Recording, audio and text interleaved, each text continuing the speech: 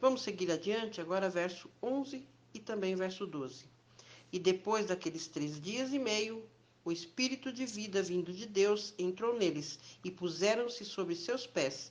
E caiu grande temor sobre os que os viram, e ouviram uma grande voz do céu que lhes dizia: Subi para cá. E subiram ao céu em uma nuvem, e os seus inimigos os viram.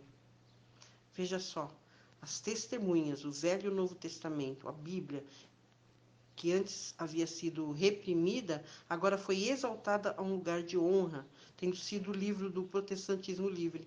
Depois dos 3 anos e meio da profecia, ela reviveu. Finalmente a palavra de Deus venceu. E hoje nós a temos distribuída aos milhares por todo o planeta. O texto também fala que subiram ao céu. Para entendermos essa frase, nós temos que ver outras expressões semelhantes na Bíblia. Falando da exaltação do rei Nabucodonosor, Daniel disse, lá em Daniel 4:22, sua grandeza cresceu e chega até ao céu. O subir ao céu é um símbolo de exaltação. Deveria ser exaltada aos olhos de todas as nações, e foi assim. O incrédulo Voltaire disse certa vez que estava cansado de saber que 12 homens haviam fundado a religião cristã e disse que provaria que um era suficiente para derrubá-la. Ele alegou que a Bíblia futuramente só seria encontrada nos museus como relíquia da loucura dos antepassados. No entanto, sua própria casa foi anos mais tarde transformada em um depósito de Bíblias. O testemunho bíblico não só ressuscitou, mas elevou a Bíblia até o céu. Em 1804 e 1816 foram organizadas as primeiras e maiores sociedades bíblicas.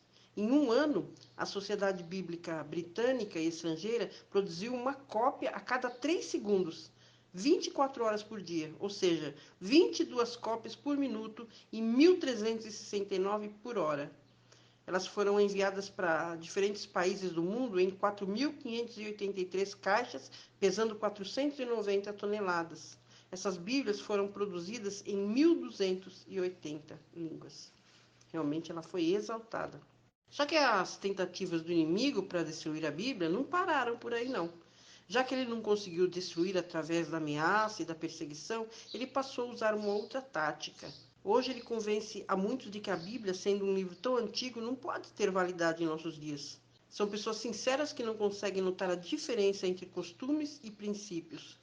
Claro que os costumes mudaram. A roupa hoje é diferente, o estilo de cabelo é diferente, os costumes evoluíram com o desenvolvimento da tecnologia, mas os princípios divinos, preservadores da vida, são eternos.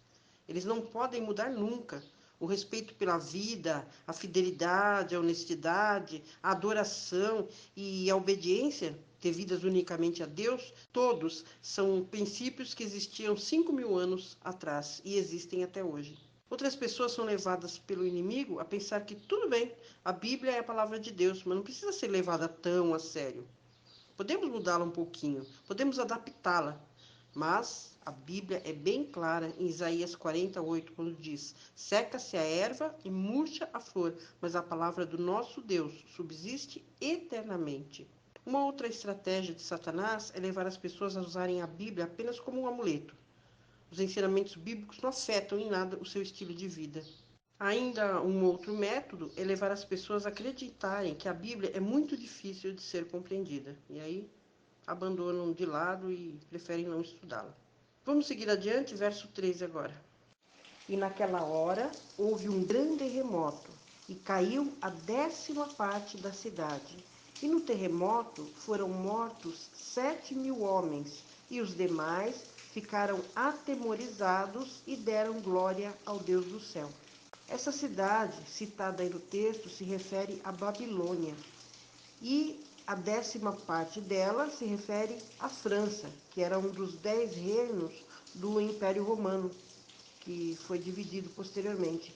Assim como os dedos da estátua do sonho de Nabucodonosor, lá de Daniel 2. Assim como aqueles 10 chifres também do animal citado em Daniel 7:24. E assim também como os 10 chifres do dragão, citado por João em Apocalipse 12, verso 3. Aí fala também sobre 7.000 homens, se refere ao número de cristãos que foram mortos pela França.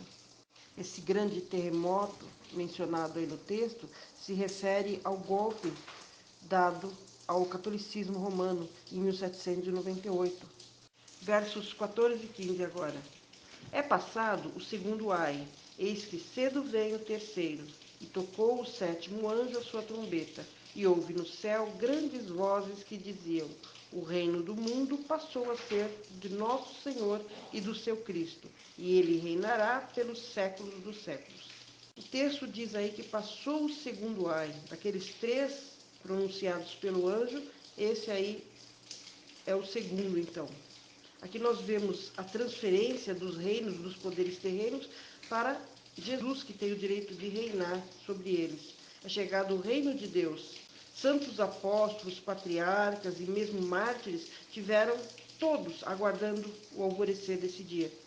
E não pode realmente estar distante, pois com o fim da sexta trombeta, ou do segundo ai, logo vem o terceiro ai, como diz o texto. Será um dia de livramento para o povo de Deus. Vamos seguir adiante agora, versos 16 e 17. E os 24 anciãos que estão assentados em seus tronos diante de Deus, prostraram-se sobre seus rostos e adoraram a Deus, dizendo: graças te damos, Senhor Deus Todo-Poderoso, que és e que eras, porque tens tomado o teu grande poder e começaste a reinar. Veja que o texto aí diz que és e que eras. Lá em Apocalipse 4:8, nós vimos os anciãos dizendo que era, és e que há de vir. Já aqui só usado o és e o eras, porque aqui se refere ao período após a volta de Jesus. Quando os anciãos, sentados em seus tronos, ouvem os sons das vozes no céu, declarando que os reinos deste mundo foram dados a Jesus, caem sobre seus rostos em adoração e dão graças ao Deus Todo-Poderoso. Verso 18. Iraram-se, na verdade, as nações. Então veio a tua ira e o tempo de serem julgados os mortos, e o tempo de dares recompensa aos teus servos, os profetas, e aos santos, e aos que temem o teu nome, pequenos e grandes, e o tempo de destruíres os que destroem a terra. A partir da Revolução Francesa, a fúria das nações, uma contra as outras, vem crescendo constantemente. A expressão aí, os que destroem a terra, indica a possibilidade de o ser humano aniquilar nações inteiras, ou até mesmo o mundo inteiro, no auge da sua fúria. A Europa nunca mais será a mesma que foi antes da Revolução Francesa. Um historiador britânico disse: ainda não temos condições de avaliar todo o impacto da Revolução Francesa no curso da história mundial. Foi um dos eventos decisivos que abriram uma comporta, e nas corredeiras que jorravam ainda estamos nadando, às vezes achando difícil manter a cabeça acima da superfície das águas. Vemos tanto derramamento de sangue, não é verdade? Ruínas de cidades por guerras terríveis. As palavras de Jesus, registradas lá em Lucas 21:26, se cumprem diante dos nossos olhos. Diz o seguinte, o texto: os homens desfalecerão de terror e pela expectação das coisas que sobrevirão ao mundo, porquanto os poderes do céu serão abalados. Nesse panorama, apenas vemos que nós estamos no limiar do reino de Deus. As próprias coisas que vemos são apenas indicações da vinda do dia de triunfo de Jesus.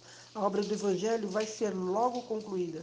Algum dia não muito distante, o último sermão será pregado, o último convite será feito, e então vai ser tarde demais para aceitar a salvação. E o último verso do capítulo, o verso 19, diz: abriu-se o santuário de Deus, que está no céu, e no seu santuário foi vista a arca do seu pacto, e houve relâmpagos, vozes e trovões, e terremoto e grande saraiva. Uma vez mais, nós vimos aqui o templo no céu. A arca do conselho é vista aí no lugar santíssimo. E trovões, terremotos e grande saraiva, citados no texto aí, representam o poder e a glória de Deus no seu trono. Como cristãos, nós não precisamos temer as tragédias de nosso tempo. Se a paz de Deus, que excede todo o entendimento, encher o nosso coração e nós andarmos com Deus, então nós podemos confiantemente olhar para a sua breve volta, sabendo que seremos recebidos por ele quando aparecer em glória. Com João, nós podemos afirmar confiantemente: ora vem, Senhor Jesus. Ficamos por aqui. Deus te abençoe. Até o nosso próximo encontro.